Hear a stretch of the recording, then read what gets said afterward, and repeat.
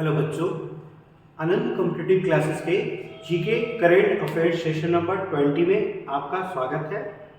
जैसा कि हम लोग पिछले वीडियो में सेशन नंबर 19 को विद एक्स्ट्रा फैक्ट्स के साथ देखे थे, तो आज भी एक नए सेशन की शुरुआत करते हैं विद एक्स्ट्रा फैक्ट्स के साथ ही। तो इसके लिए मैं शालू मिस को बुलाना चाहूँगा। मिस, आप यहाँ आएँ और बच्चों के साथ एक नए सेशन की शुरुआत करें। ओके,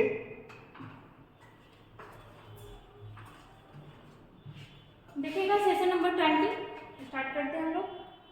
देखिएगा क्वेश्चन नंबर फर्स्ट क्या दिया है आपका, आरबीआई के स्थापना दिवस कब मनाया गया है? अभी हाल ही में मनाया गया है आरबीआई का स्थापना दिवस। क्या हो जाएगा इसका? 1 अप्रैल। ठीक है, आरबीआई का स्थापना कब हुआ था? 1 अप्रैल 1935 को। ठीक है, 1 अप्रैल 1935 को आपका आरबीआई का स्थापना हुआ था और इसी वजह से इसी दिन आपका क्या मनाया जाता है? आरबीआई का स्थापना दिवस। कुछ देखते हैं हम लोग यहाँ पे आरबीआई के बारे में। इसका फुल फॉर्म क्या हो जाएगा? Reserve bank of India. ठीक है, रिजर्व बैंक ऑफ इंडिया। इसे हम लोग बैंकों का बैंक भी कहते हैं। क्या कहते हैं? बैंकों का बैंक। अगर इसके बारे में देखते हैं कि कौन सा कमेटी ये सजेशन दिया था कि ऐसा कोई बैंक होना चाहिए, तो कमेटी हो जाएगा आपका young Hilton committee. Young Hilton committee. ठीक है, इसको शाही कमेटी भी कहा जाता है या फिर आपका देखिएगा तो रॉयल कमेटी भी कहा जाता है, रॉयल कमेटी। ठीक है, और देखिएगा ये कमेटी तो आपका सजेशन दिया कि ऐसा कोई बैंक होना चाहिए। फिर आपका एक एक्ट आया, आरबीआई एक्ट 1934। ठीक है, 1934 में ये एक्ट आया एंड 1935 में क्या हो गया? तो स्थापना हो गया। 1935 में आपका इसका स्थापना हुआ। 1935 में जब इसका स्थापना हुआ तो उस समय इसका मुख्यालय कहाँ था? कोलकाता में। उस समय इसका मुख्यालय कहाँ था आपका? कोलकाता में। और फिर 1937 में इसका मुख्यालय कहाँ शिफ्ट किया गया? मुंबई। ठीक है, मुख्यालय कहाँ शिफ्ट किया गया? मुंबई। और फिर क्या देखेंगे कि आज तक कहाँ इसका मुख्यालय? मुंबई में ही है। और फिर देखिएगा 1949 को इसका क्या कर दिया गया था? आपका राष्ट्रीयकरण। ठीक है, राष्ट्रीयकरण किया गया। मतलब पहले ये निजी बैंक था, कुछ लोग अपना शेयर लगा करके खोले थे, बाद में इसका राष्ट्रीयकरण कर दिया गया। अगर आपसे पूछे कि आरबीआई के पहले गवर्नर कौन थे? आरबीआई के पहले गवर्नर तो ये थे आपके ऑसबॉर्न स्मिथ। Osborne Smith. ठीक है, ये उस समय मतलब अंग्रेज थे। अगर जो पूछे कि पहले भारतीय गवर्नर, ठीक है, इंडियन गवर्नर, तो क्या हो जाएगा? सीडी देशमुख। सीडी देशमुख। और अभी हम लोग देखे भी थे कि मुंबई का जो चर्च गेट है, ठीक है, मुंबई का चर्च गेट है, इसका नाम किसके नाम पे चेंज हो रहा है? तो सीडी देशमुख, जो आरबीआई के पहले भारतीय गवर्नर थे। जैसे अगर देखते हैं मनमोहन सिंह, हमारे पीएम रहे थे ना मनमोहन सिंह, ये भी आपके आरबीआई के गवर्नर रहे हैं, मनमोहन सिंह। ठीक है, ये कितने नंबर के रहे थे आपके गवर्नर? तो 10वें नंबर के। और किसके? तो आरबीआई के ही। और एक और इम्पोर्टेंट, अभी कौन है? अभी कौन है आरबीआई के गवर्नर? तो है शक्तिकांत दास। शक्तिकांत दास। ठीक है, और ये कितने नंबर के हैं? ये भी इम्पोर्टेंट है। तो ये है आपके 25वें नंबर के। और अभी इनको बेस्ट गवर्नर का अवार्ड भी दिया गया था। ठीक है, हम लोग यहाँ पे बहुत कुछ देखे इसके बारे में। कमेटी कौन था? आपका यंग हिल्टन कमेटी। एक्ट था आपका 1934, स्थापना 1935, मुख्यालय चेंज 1937 एंड राष्ट्रीयकरण 1949। ठीक है, अगर पूछे गवर्नर पहले तो ऑसबॉर्न स्मिथ, पहले भारतीय तो आपके सीडी देशमुख। और अगर मनमोहन सिंह के बारे में बोले तो 10वें। और अगर अभी के बारे में पूछे तो कौन है? शक्तिकांत दास 25वें नंबर के हैं। ठीक है, और कुछ को देखिएगा जैसे 30 मार्च इंपॉर्टेंट है। 30 मार्च को क्या मनाया गया है? तो अभी यहाँ पे देखिएगा 30 मार्च को आपका राजस्थान का स्थापना दिवस मनाया गया है। राजस्थान जो हमारे क्षेत्रफल के दृष्टि से सबसे बड़ा राज्य है। और देखिएगा 19 जुलाई, देखिए ये भी इंपॉर्टेंट है, 19 जुलाई 1969 को। ठीक है, देखिए कंफ्यूज मत होइएगा, यहाँ पे आपका 49 है, यहाँ पे आपका 69 है। 19 जुलाई 1969 को इसमें पीएम कौन थी? इंदिरा गांधी। ठीक है, 19 जुलाई 1969 को 14 बैंकों का राष्ट्रीयकरण कर दिया गया था। 14 बैंकों का राष्ट्रीयकरण। और किया कैसे गया था? तो उस समय पीएम थी इंदिरा गांधी, अध्यादेश निकाली और फिर क्या हो गया? ऐसे आपका अध्यादेश निकालने का राइट होता है राष्ट्रपति के पास, लेकिन राष्ट्रपति जो होता है सारा काम मंत्रिमंडल के अनुसार करता है। तो पीएम के अकॉर्डिंग वहाँ पे अध्यादेश से 14 बैंकों का राष्ट्रीयकरण कर दिया गया था। इसीलिए आपका 19 जुलाई को बैंकों का राष्ट्रीयकरण दिवस मनाया जाता है। ठीक है, क्या मनाया जाता है? बैंक राष्ट्रीयकरण दिवस। ठीक है, ठीक है, राष्ट्रीयकरण दिवस बहुत इंपॉर्टेंट है। एक क्वेश्चन में आपका समझिए कि हमको तो लग रहा है कि 50 क्वेश्चन भी निकल गया होगा और सारा इंपॉर्टेंट क्वेश्चन है। जैसे 22 अप्रैल लिखेगा, इस दिन मनाया जाता है पृथ्वी दिवस, ठीक है, पृथ्वी दिवस, ठीक है। बहुत सारा क्वेश्चन इसमें हम लोग देख लिए। आपका 1 अप्रैल, आपका ये देखिए 1 अप्रैल को एक चीज और लिखेगा कि इस दिन उत्कल डे भी मनाया जाता है। उत्कल डे मीन्स आपका उड़ीसा दिवस, ठीक है, उड़ीसा दिवस भी मनाया जाता है, उड़ीसा का स्थापना हुआ था, ठीक है। चलते हैं नेक्स्ट क्वेश्चन में।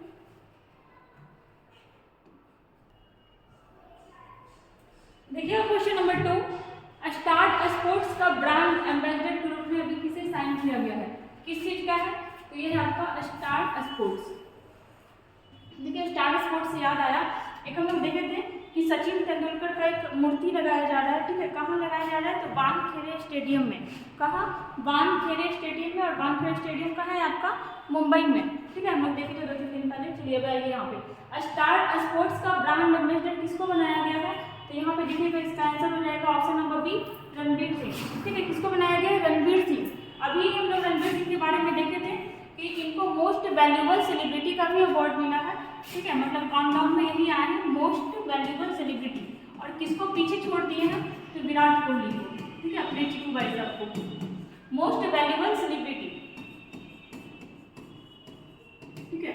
ये बने हैं आपके रणवीर सिंह, और किसको पीछे छोड़ के, विराट कोहली को। और देखते हैं जैसे रणवीर सिंह को 83 मूवी के लिए फिल्म फेयर अवार्ड में, आपका रणवीर सिंह को 83 मूवी के लिए हम लोग डिस्कस भी किए थे, किसमें, तो आपके फिल्म फेयर अवार्ड में बेस्ट एक्टर का अवार्ड मिला था, ठीक है। किसमें मिला था, फिल्म फेयर अवार्ड में, फिल्म फेयर अवार्ड। इसमें क्या चीज मिला था, तो बेस्ट एक्टर का अवार्ड किसको मिला था, रणवीर सिंह को ही मिला था।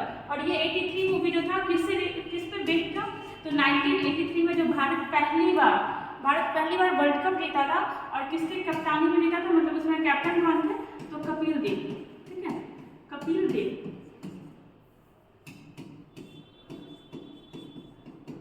कपिल देव का देश का में जीता था, तो ये कपिल देव का ही रोल निभाया था 83 में, ठीक है। तो हम लोग यहाँ पे क्या देखिए कि रणवीर सिंह को ही क्या बनाया गया है, तो स्टार स्पोर्ट्स का ब्रांड एम्बेसडर, ठीक है। और देखिएगा जैसे यहाँ पे हरमनप्रीत कौर, बहुत इंपॉर्टेंट नाम है, अभी काफी चर्चा में भी रही थी। चर्चा में रहने का रीजन ये था कि जो WPL का हम लोग नाम सुने थे, वुमेन प्रीमियर लीग, ठीक है, तो ये अब 2023 में पहला संस्करण खेला गया था, और जीता कौन था, तो MI कौन, मुंबई इंडियंस।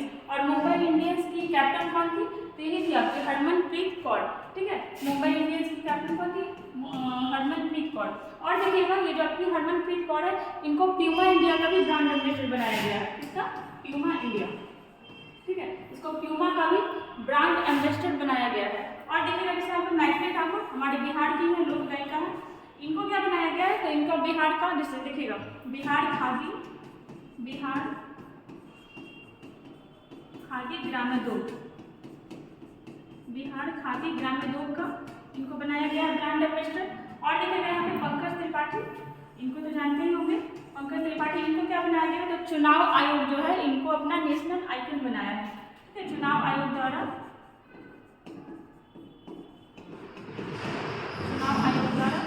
इनको आइकन, मतलब क्या स्टेट आइकन कर सकते हैं, स्टेट आइकन बनाया गया है, ठीक है। क्या देखे हम लोग यहाँ पे पहले कि रणवीर सिंह को क्या बनाया गया है, तो स्टार स्पोर्ट्स का ब्रांड एम्बेसडर, ठीक है। 83 मूवी के लिए इनको क्या मिला था, तो फिल्म फेयर अवार्ड में बेस्ट एक्टर का अवार्ड मिला, ठीक है। 83 मूवी मतलब 1983 मूवी जो है किस पर बेस्ड है, तो 1983 में जो भारत पहली बार वर्ल्ड कप जीता था, और किसके कैप्टन में जीता था, तो उसमें थे आपके कपिल देव। अगर हरमनप्रीत कौर के बारे में देखें कि MI की कैप्टन रही है, और इस बार WPL में आपका MI टीम ही विनर रहा था, और इनको प्यूमा इंडिया का भी क्या बनाया गया है, ब्रांड एम्बेसडर। मैथिली ठाकुर के बारे में देखें कि बिहार खादी ग्रामोद्योग की ब्रांड एम्बेसडर है, और पंकज त्रिपाठी इनको चुनाव आयोग क्या बनाया है, स्टेट आइकन, ठीक है। चलते हैं नेक्स्ट क्वेश्चन में। देखिए क्वेश्चन नंबर 3, किस IIT के शोधकर्ताओं ने दूध में मिलावट का पता लगाने के लिए पॉकेट फ्रेंडली डिवाइस विकसित किया है, ठीक है। यहाँ पे पता हो जाएगा, पता लगाने के लिए, ठीक है, पता लगाने के लिए पॉकेट फ्रेंडली डिवाइस, मतलब दूध कितना आपका शुद्ध है ये पता लगाने के लिए एक पॉकेट टाइप का मतलब बनाया है, डिवाइस बनाया है। उसमें क्या है कि जैसे ही उस डिवाइस को आप दूध में डालोगे तो 30 सेकेंड, ठीक है, विदिन 30 सेकेंड आपको पता चल जाएगा कि आपका दूध शुद्ध है कि नहीं।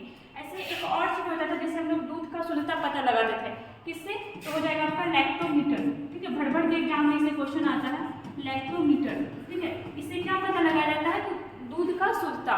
एक चीज़ और देखेगा कि दूध का ना कहीं कहीं पे दूध व्हाइट कलर का भी होता है और कहीं कहीं पे आपका पीला कलर का भी होता है, ठीक है। तो जो उजला रंग है और जो पीला रंग है, दोनों का कारण क्या है, कौन सा? तो देखिएगा उजला भी होता है आपका केसीन प्रोटीन के वजह से होता है, केसीन प्रोटीन, ठीक है।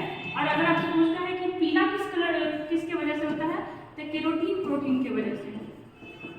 केरोटीन प्रोटीन के वजह से आपका दूध का कलर क्या होता है, पीला, ठीक है। जैसे और हम लोग क्या देख सकते हैं दूध के बारे में, हाँ एक क्वेश्चन जैसे कि ऐसा देखिए, दूध में क्या बोलते हैं ना कि दूध अपने आप में पूरा पूर्ण आहार होता है, लेकिन एक ऐसा विटामिन जो दूध में नहीं पाया जाता है, क्या हो जाएगा, तो विटामिन सी, ठीक है। विटामिन सी जो होता है ये आपका दूध में नहीं पाया जाता है, विटामिन सी, ठीक है। क्यों? क्योंकि जो विटामिन सी होता है वो आपके खट्टी चीज़ों में पाया जाता है। अब हम लोग आते हैं यहाँ पे दूध में, मतलब सॉरी क्वेश्चन में, दूध फ्रेंड ये आपका पॉकेट फ्रेंडली डिवाइस कौन विकसित किया है, तो ये हो जाएगा आपका IIT मद्रास, ठीक है। IIT मद्रास द्वारा एक पॉकेट टाइप का मतलब इक्विपमेंट बनाया गया है।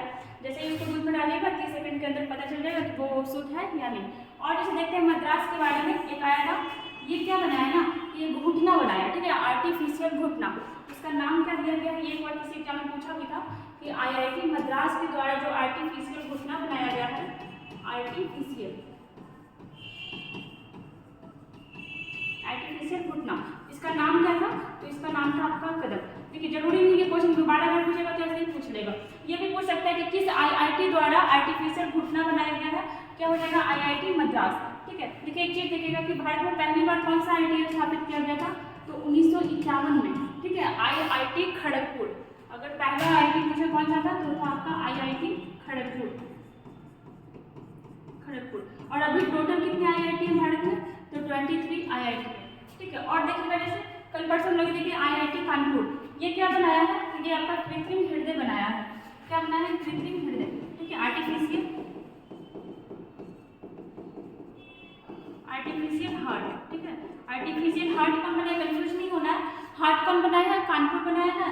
एंड आपका अगर घुटना पूछे तो कौन बनाया है, तो ये आपका मद्रास बनाया है। और देखिएगा यहाँ पे IIT खड़गपुर के बारे में, जैसे आपका परम शक्ति सुपर कंप्यूटर कहाँ स्थापित किया गया है, IIT खड़गपुर में, ठीक है। परम शक्ति सुपर कंप्यूटर कहाँ स्थापित किया गया है, तो ये आपका IIT खड़गपुर में। अगर आपसे पूछता है कि पूरे दुनिया में सबसे तेज सबसे अच्छा सुपर कंप्यूटर किस देश का है, तो ये हो जाएगा आपका अमेरिका। और अमेरिका में भी किसका, उसका नाम क्या है सुपर कंप्यूटर का, तो उसका नाम है फ्रंटियर। क्या नाम है, फ्रंटियर। और किसको पीछे छोड़ा है, तो ये जापान का फुगाकू को पीछे छोड़ दिया है। और इसे देखिएगा IIT गुवाहाटी, इसमें देखिएगा ना कि ये क्या किया है, गन्ने के कचड़े से ये चीनी निकालने का तरीका निकाला है, ठीक है। गन्ने के कचड़े से क्या बनाया गया है, चीनी। तो देखिएगा हम लोग यहाँ पे देखें कुछ IIT के बारे में। पहला IIT आपका 1951 में कौन सा, खड़गपुर। अभी कितने, तो अभी टोटल 23 है। यहाँ पे हम लोग देखें दूध के बारे में कुछ आदमी कि लैक्टोमीटर से इसका शुद्धता पता लगाया जा सकता है, घनत्व पता लगाया जाता है। दूध का व्हाइट कलर किस वजह से होता है, तो केसिन की वजह से, एंड येलो कलर कैरोटीन की वजह से। विटामिन सी जो होता है आपका दूध में नहीं पाया जाता है। और ये फ्रंटियर क्या है, ये आपका सुपर कंप्यूटर है। और कहाँ का है, तो ये है आपका USA का, ठीक है। और देखिए हम लोग कि जो आपका कृत्रिम घुटना कौन बनाया, मद्रास। कृत्रिम हृदय कौन बनाया, आपका कानपुर। खड़गपुर के बारे में देखिए कि परम शक्ति सुपर कंप्यूटर को कहाँ लगाया गया है, तो खड़गपुर में। और गुवाहाटी के बारे में देखिए कि गन्ने का कचरा से चीनी निकालने का विधि आपका IIT गुवाहाटी निकाला है, ठीक है। चलते हैं नेक्स्ट क्वेश्चन को।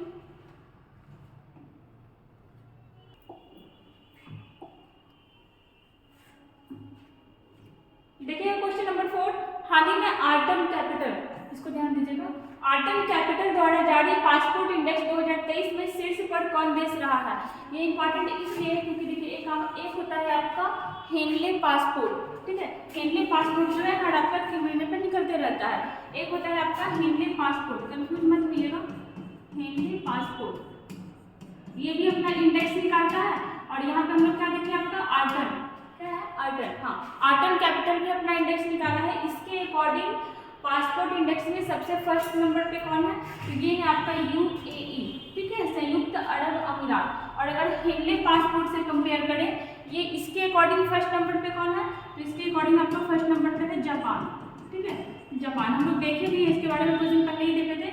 अगर इसमें आपसे पूछते हैं सेकंड नंबर पे कौन है, तो दो देश था सेकंड पे आपका, सिंगापुर और दक्षिण कोरिया, ठीक है। सेकंड नंबर पे दो था, सिंगापुर और साउथ कोरिया। और इसमें हम लोग अपने भारत के बारे में देखे थे कि भारत का कितना रैंक था, तो भारत था आपका 85 नंबर पे, ठीक है। मतलब इतने देशों में बिना वीजा के हम जा सकते हैं। और जैसे यहाँ पे देखते हैं, यहाँ पे इसके अकॉर्डिंग फर्स्ट पे कौन था आपका, UAE। और यहाँ पे हमारे भारत का रैंक क्या है इसके अकॉर्डिंग, तो 144, ठीक है। इसके अकॉर्डिंग भारत का रैंक है आपका 144, कंफ्यूज मत होइएगा। आर्ट एंड कैपिटल के अकॉर्डिंग इसमें ज़्यादा कुछ याद नहीं रखना, बस यही 144 आपका आर्ट एंड कैपिटल के अकॉर्डिंग है। और हेनली पासपोर्ट के अकॉर्डिंग भारत का रैंक है आपका 85, ठीक है। जैसे और देखिएगा, हाँ यहाँ पर जो जापान के बारे में क्या देखें कि हेनली पासपोर्ट के अकॉर्डिंग ये आपके फर्स्ट नंबर पे है। जापान के बारे में देखते हैं, जैसे G7, ठीक है। G7 का 2023 में बैठक कौन कर रहा है आपका, जापान कर रहा है। कब कर रहा है, 2023 में। और गेस्ट के रूप में किसको बुलाया है, तो भारत को बुलाया है, ठीक है। गेस्ट के रूप में बुलाया है आपके भारत को। अगर इसके पहले अगर आपसे पूछता है कि 2022 वाला कब कहाँ हुआ था, तो ये हुआ था आपका जर्मनी, ठीक है। कहाँ हुआ था, जर्मनी में। और जैसे देखते हैं भारत इस बार बैठक कर रहा है किसी चीज़ का, तो कर रहा है G20 का, ठीक है। G20 का बैठक कौन कर रहा है, भारत कर रहा है, ठीक है। चलिए और जैसे देखिए और भी किसी का कर रहा है, तो सैफ का भी करेगा, अभी हुआ नहीं है इसका भी नहीं हुआ है। और किसका करेगा, तो SCO का भी करेगा, ठीक है। SCO का भी बैठक इस बार कौन करेगा, भारत ही करेगा। और जैसे देखिए यहाँ पे कनाडा के बारे में देखते हैं, हम लोग देखे भी थे, कनाडा जो है सबसे लंबा तटीय सीमा वाला देश है। कनाडा जो है सबसे लंबा तटीय सीमा वाला देश, तटीय सीमा वाला देश। अगर आपसे पूछा कि कोई भारत में ऐसा राज्य जो सबसे लंबा तटीय सीमा रहा हो, तो वो है आपका गुजरात का। सेकंड नंबर पे आंध्र प्रदेश आता है और छोटा में आता है आपका गोवा, ठीक है। यहाँ पे हम लोग देखिए आर्ट एंड कैपिटल के अकॉर्डिंग फर्स्ट पे है आपका UAE, और हेनली पासपोर्ट के अकॉर्डिंग फर्स्ट पे है आपका जापान। अगर इसके अकॉर्डिंग भारत का पूछे 144, अगर इसके अकॉर्डिंग भारत का पूछे तो 85। बस याद यही रखिएगा कि दोनों को कंपेयर करके याद रखिएगा, नहीं तो फिर कंफ्यूजन हो जाएगा।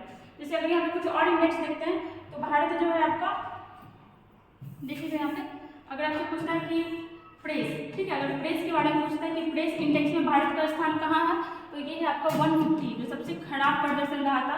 मतलब भारत का मीडिया 150 नंबर रैंक पे आता है। और देखिएगा अगर हंगर इंडेक्स में पूछे, हंगर इंडेक्स में भारत का स्थान, तो वो हो जाएगा 107। अभी हाल ही फिलहाल आया था खुशहाली, ठीक है, खुशहाली रिपोर्ट आया था, हैप्पीनेस इंडेक्स, इसमें भारत का स्थान क्या था, तो 126, ठीक है। चलते हैं नेक्स्ट क्वेश्चन पे। देखिए क्वेश्चन नंबर 5, किस राज्य ने हाल ही में लेक डेवलपमेंट प्रोग्राम को लॉन्च किया है। ये सारा इन्वायरमेंट से रिलेटेड है। आजकल हम लोग देख रहे हैं कि इन्वायरमेंट को बहुत सुधारने का कोशिश भी किया जा रहा है, हर दिन एक ऐसा क्वेश्चन मिलता है। कौन सा प्रोग्राम है आपका, लेक डेवलपमेंट प्रोग्राम। कौन सा राज्य स्टार्ट किया है, तो ये स्टार्ट किया है आपका तेलंगाना, ठीक है। तेलंगाना में अभी लेक डेवलपमेंट प्रोग्राम स्टार्ट हुआ है। तेलंगाना में एक चीज़ और देखिएगा, जो भारत का पहला हुआ था, मतलब भारत का पहला वन विश्वविद्यालय कहाँ स्थापना किया गया इसका, तो इसका आपका स्थापना तेलंगाना में किया गया, तेलंगाना। अगर तेलंगाना के बारे में देखते हैं, तो तेलंगाना का स्थापना कब हुआ था, मतलब कब ये राज्य बना, तो 2 जून 2014 को, ठीक है। किससे अलग हुआ, तो ये अलग हुआ आपका आंध्र प्रदेश से, ठीक है। आंध्र प्रदेश से अलग हुआ। और कौन सा राज्य बना था, तो 29 नंबर का राज्य बना था, 29वां नंबर का।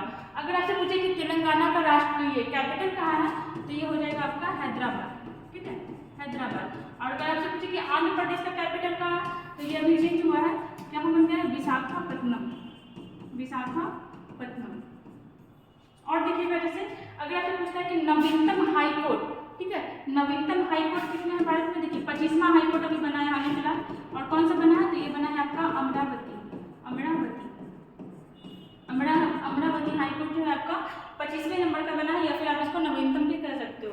क्या देखें हम लोग यहाँ पे कि ये जो आपका पहला वन विश्वविद्यालय तेलंगाना में स्थापना किया गया है। अभी लेक डेवलपमेंट प्रोग्राम कहाँ चलाया गया, तेलंगाना में चलाया गया। एक चीज़ और देखिएगा कि अभी यूनेस्को जो है, यूनेस्को भारत का 3 शहर, ठीक है, भारत का 3 शहर यूनेस्को में शामिल किया गया है। उसमें से 2 राज्य से लिया गया है, एक है आपका केरल से और एक है आपका तेलंगाना से, ठीक है। देखिएगा केरल से कौन लिया गया था, त्रिशूर और नीलाम्बूर, ठीक है, त्रिशूर और नीलाम्बूर। ये कहाँ का है, तो ये दोनों केरला का है और इसको भी यूनेस्को में शामिल किया गया है। और अगर तेलंगाना का पूछे तो हो जाएगा आपका वारंगल। वारंगल ये कहाँ का है? ये तेलंगाना का है और इसको भी अभी आपका यूनेस्को में शामिल किया गया है। जैसे और देखिएगा एमपी, ठीक है, मध्य प्रदेश से कौन सा स्टेट अलग हुआ था? तो ये हुआ था आपका छत्तीसगढ़। कौन सा स्टेट अलग हुआ था? छत्तीसगढ़। और कब हुआ था? तो 1 नवंबर 2000 को। अगर आपसे पूछता है कि 1 नवंबर, देखिए 2000 में 3 राज्य अलग हुआ था, ठीक है, कौन कौन हुआ था? तो 1 नवंबर को तो आपका छत्तीसगढ़ अलग हुआ और देखते हैं जैसे 9 नवंबर इस दिन कौन अलग हुआ? तो यूपी से उत्तराखंड अलग हुआ। और आपका 15 नवंबर को देखते हैं तो 15 नवंबर को आपका बिहार से कौन सा अलग हुआ? तो ये आपका झारखंड अलग हुआ, ठीक है। और से देखते हैं उड़ीसा। उड़ीसा में क्या? तो यहाँ के 3 जिलों में क्या मिला है? तो सोना का सोना का मिला है ना, हाँ सोना का खदान, ठीक है। सोना का खदान कहाँ मिला आपका? तो उड़ीसा में मिला है। और उड़ीसा का 3 जिला क्या क्या नाम था? देवगढ़ था, केओंझर था और एक आप लोग बताइएगा। जैसे अगर आपसे पूछता है कि अभी भारत में लिथियम का भंडार कहाँ से मिला है? तो ये आपका मिला है जम्मू कश्मीर से। लिथियम का भंडार जम्मू कश्मीर से। गुजरात के बारे में देखिएगा कि न्यायिक घड़ी कहाँ लगाया गया है? तो ये आपका गुजरात में लगाया गया, ठीक है। और सबसे लंबा तटीय सीमा वाला राज्य कौन सा है? आपका गुजरात। गुजरात का स्थापना 1 मई 1960 को महाराष्ट्र से अलग करके किया गया था, ठीक है। चलते हैं नेक्स्ट क्वेश्चन में।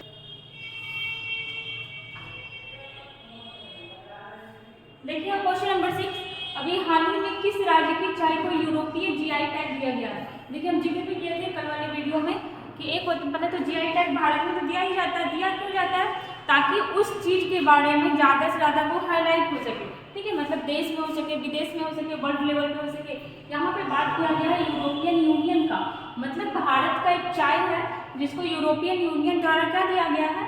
GI tag. जीआई टैग के बारे में पहले हम यूरोपियन यूनियन के बारे में थोड़ा देख लेते हैं, ठीक है। यूरोपियन यूनियन EU, ठीक है, मतलब यूरोप के कुछ एक कंट्री का क्या है? ये एक ग्रुप बना हुआ है जिसको हम लोग यूरोपियन यूनियन के नाम से जानते हैं, ठीक है। देखिए यूरोपियन यूनियन का जो स्थापना हुआ था तो ऐसा नहीं कि पहले मतलब इतने सारे देशों का हो गया था। 1958 में पहले इसका स्थापना हुआ था। उस समय क्या था ना कि 5-6 देश था, 6 देश मिलकर के एक ऐसे ही आर्थिक समुदाय टाइप का ग्रुप बनाए थे। उस समय बस यही मतलब आर्थिक से व्यापार से रिलेटेड कुछ होता था व्यापार। और उसके बाद क्या हुआ 1958 में, ठीक है। फिर 1 नवंबर 1993 को क्या हुआ? ये आपका EU का फाइनली स्थापना हुआ था। इसलिए आप कभी देखेंगे ना तो आपको 1958 भी कहीं पे मिलेगा, कहीं पे 1993 भी मिलेगा। 1958 में जो हुआ था 6 देशों का एक ग्रुप बना था और 1993 में आपका क्या हुआ? फाइनली EU अपने रूप में आया था। यहाँ पे हम लोग देखते हैं, देखिए पहले तो ज़्यादा क्वेश्चन इसी से आता है कि यूरोपियन यूनियन में कितने देश हैं, ठीक है, कितने देश हैं? तो 27 देश हैं, ठीक है। यूरोपियन यूनियन में कितने देश हैं? 27। पहले जो था 28 था, ठीक है, पहले 28 था और वो था कौन? 28 नंबर वाला लास्ट था ब्रिटेन, ठीक है। जो ब्रिटेन था ये जब छोड़ करके चला गया तब कितना बचा? आपका 27 देश बचा। मतलब टोटल बात यही है कि पहले 28 था और जब ब्रिटेन छोड़ के चला गया तो कितने देश बचा? 27। और अभी कितने हैं? तो अभी 27 देश हैं।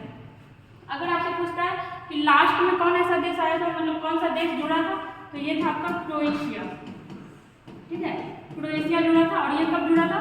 तो 2013 में। एक चीज़ और याद रखिएगा कि 2012 में आपका यूरोपियन यूनियन को नोबेल अवार्ड भी मिला था, ठीक है, नोबेल अवार्ड, नोबेल का शांति पुरस्कार मिला था, नोबेल शांति पुरस्कार, ठीक है।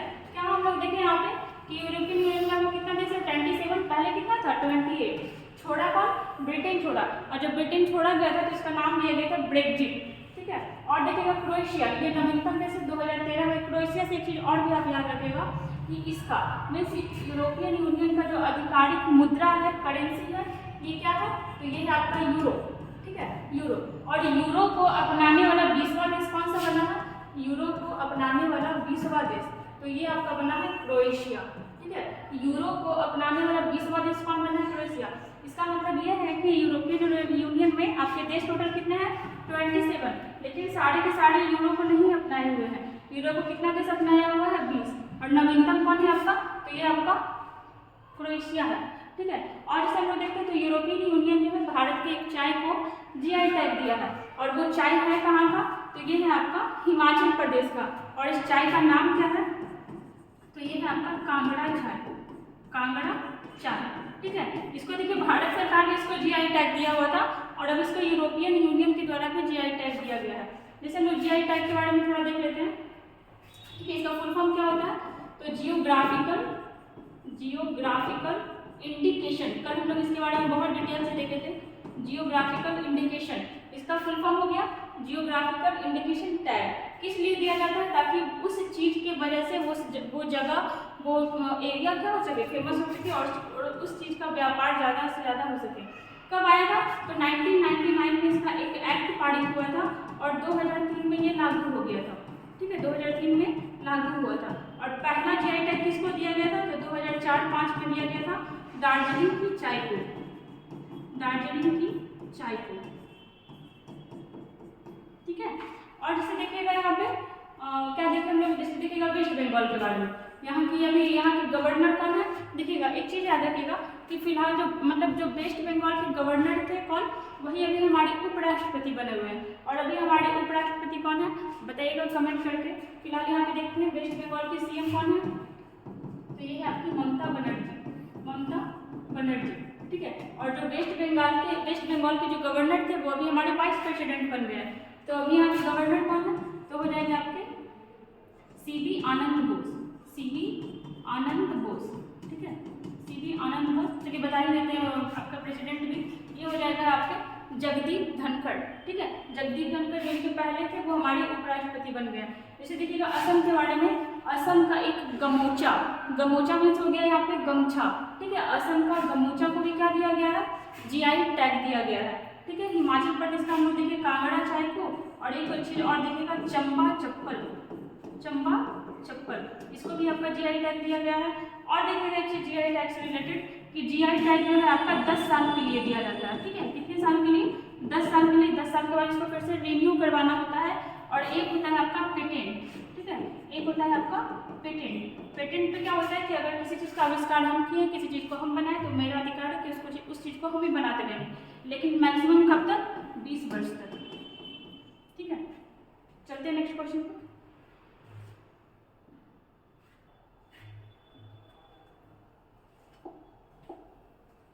देखिए क्वेश्चन नंबर 7, स्टारबक्स। ठीक है, यहाँ पे कर लीजिएगा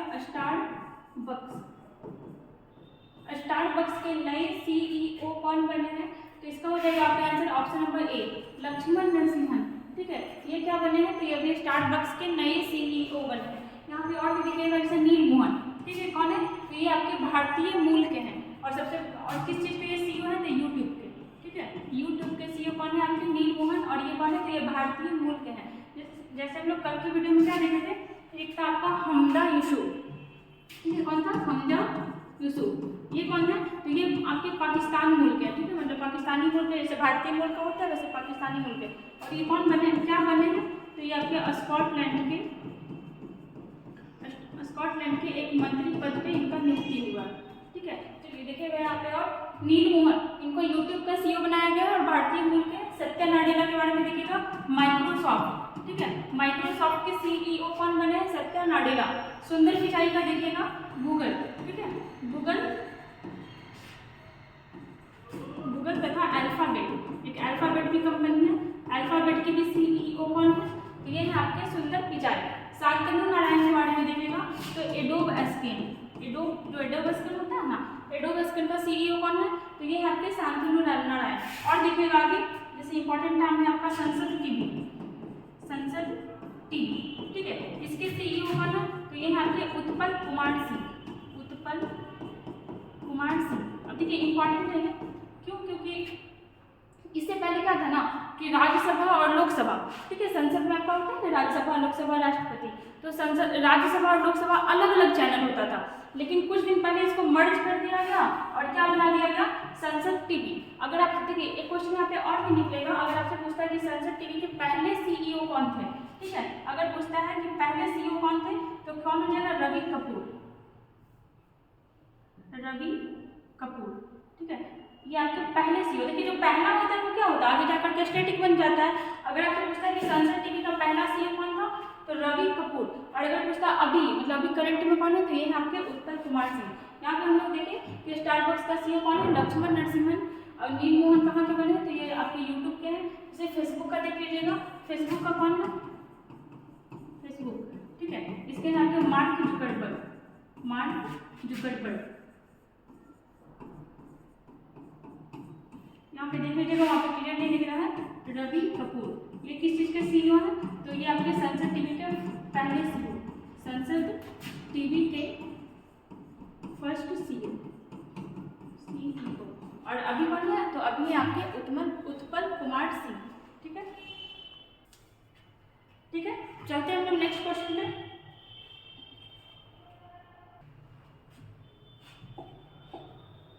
देखिए क्वेश्चन नंबर 8, भारतीय नौसेना और किस देश के बीच संयुक्त समुद्री अभ्यास कोकन 2023 का आयोजन किया गया? क्या नाम है इसका? कोकन। ठीक है, कोकन सैन्य अभ्यास किन के बीच होता है? देखिए भारत तो खुद से ही ऐड कर दीजिएगा और साथ में हो जाएगा आपका ब्रिटेन। ठीक है, भारत और ब्रिटेन के बीच कौन सा एक्सरसाइज होता है? आपका कोकन। देखिए भारत और ब्रिटेन के बीच एक एक्सरसाइज और भी होता है, जिसका नाम क्या है? Ajay warrior exercise. Ajay warrior. ये एक्सरसाइज किसके बीच होता है? तो भारत और ब्रिटेन के बीच। ठीक है, जैसे यूएसए के बारे में देख सकते हैं, ये आपका एक नाम ही है आपका युद्धाभ्यास।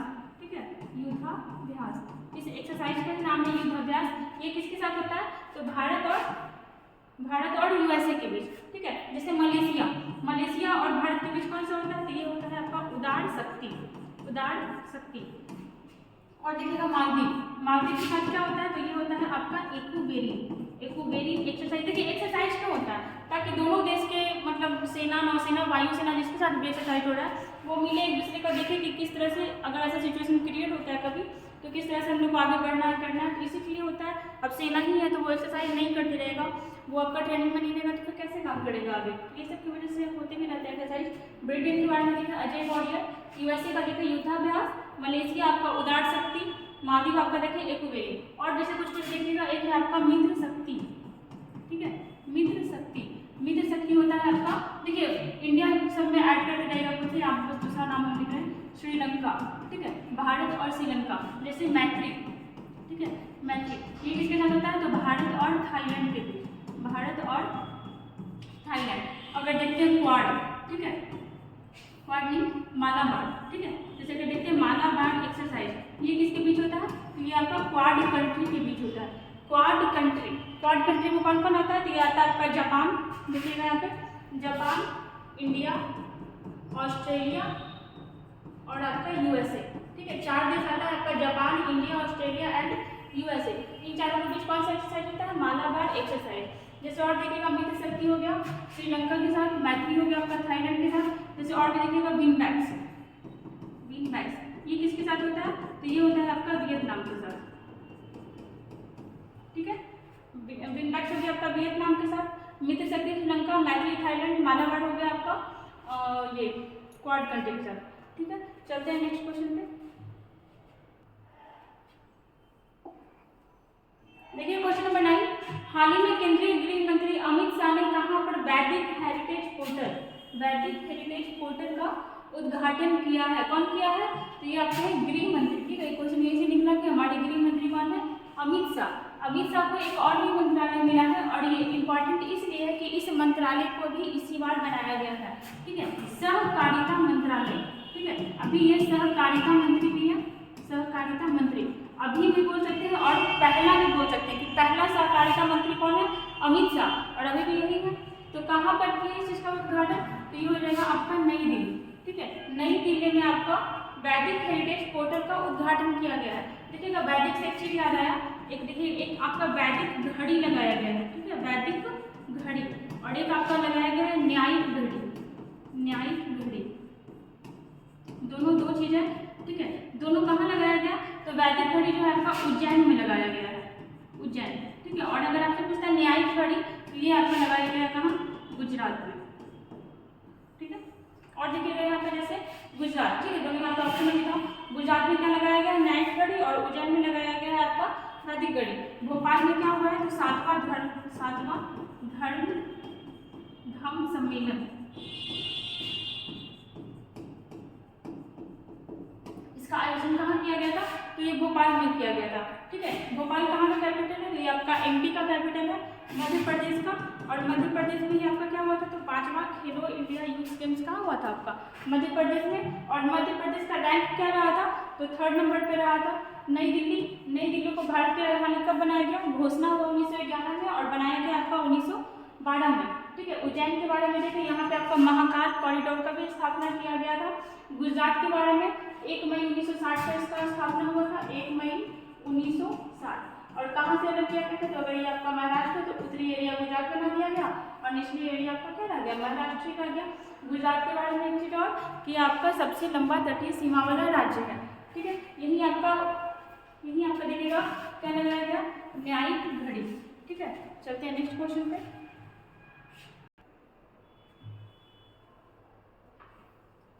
देखिएगा क्वेश्चन नंबर 10 क्या है?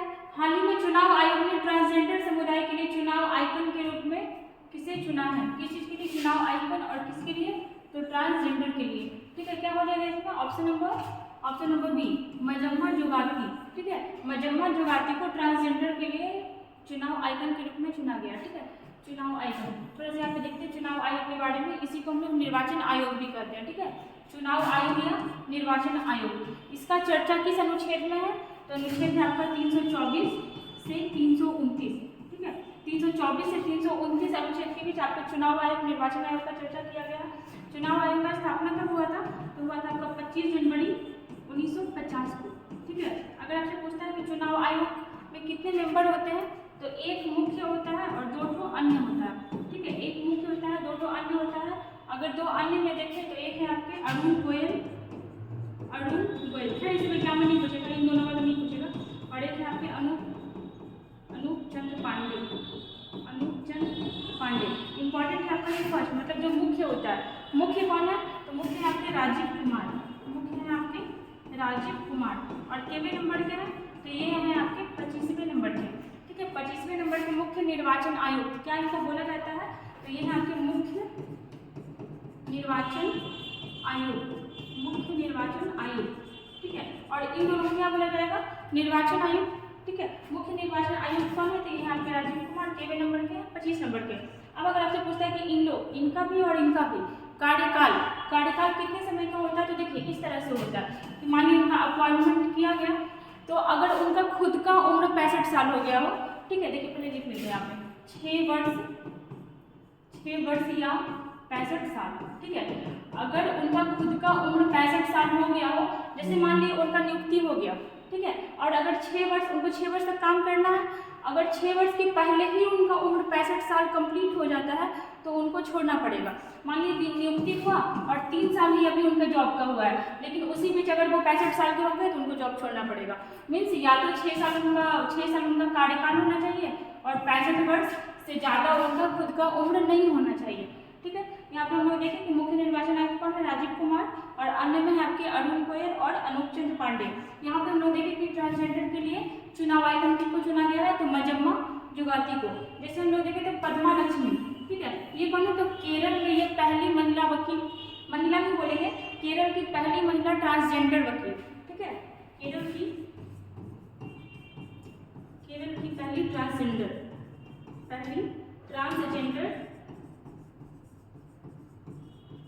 वकील। ठीक है, वकील बनी। जैसे जोईता मंडल, तो ये कौन? तो ये वेस्ट बंगाल के आपके डिस्ट्रिक्ट जज जो होता है ना, तो वेस्ट बंगाल की ये पहली जज बनी थी, वेस्ट बंगाल की जज में, और ये भी आपकी ट्रांसजेंडर ही है। नाम क्या है उनका? जोईता मंडल। पद्मा लक्ष्मी केरला की, ये है आपके वेस्ट बंगाल की। मजम्मा जुगाती को बनाया गया है चुनाव आइकन किनके लिए? ट्रांसजेंडर के लिए, और ये केरला की है कौन? पद्मा लक्ष्मी। केरल के बारे में तो अगर देखने लगे तो बहुत कुछ देख सकते हैं, जैसे भी शिक्षा के मामले में सबसे आगे कौन है? केरल में आपका रोबोट यूज किया गया 2 चीज़ के लिए, पहला तो मैनहोल की सफाई के लिए, दूसरा आपका हाथी को भी लाया गया था। स्टाइपेंड योजना यहाँ का है केरल में। और देखते हैं लिटरेसी भी सबसे ज़्यादा यही है।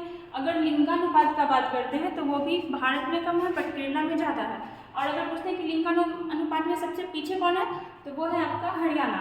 ठीक है, चलिए यहाँ पे हमारे 10 क्वेश्चन कंप्लीट हुआ। 10 क्वेश्चन हमारे यहाँ पे कंप्लीट हुआ।